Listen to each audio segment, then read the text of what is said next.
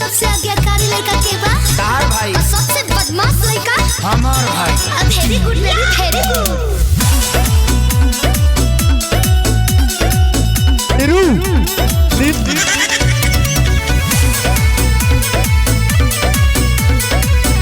अरविंद चौहान कहाँ हुआ? अरविंद चौहान गोवा से। अरे भीवा अरविंद चौहान जिंदाबाद। नीलू मुस्कुराया है और मेहनत रंग लाया है।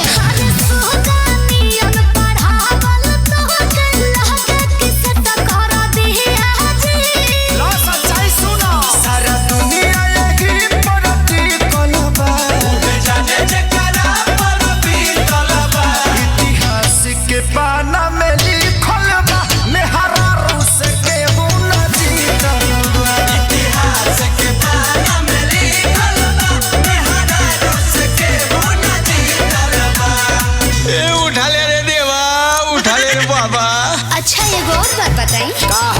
केकरा हाथ के खाना मिठाई लगेला? तहरा हाथ के। और केकरा हाथ के मिर्चाई लगेला? भौजाई के। So cute baby.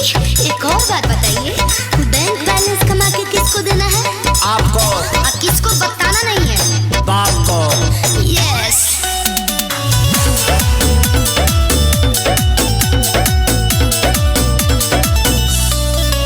हाँ कल जुग के है सच्चाई बाहो। का? चुप रहले में सब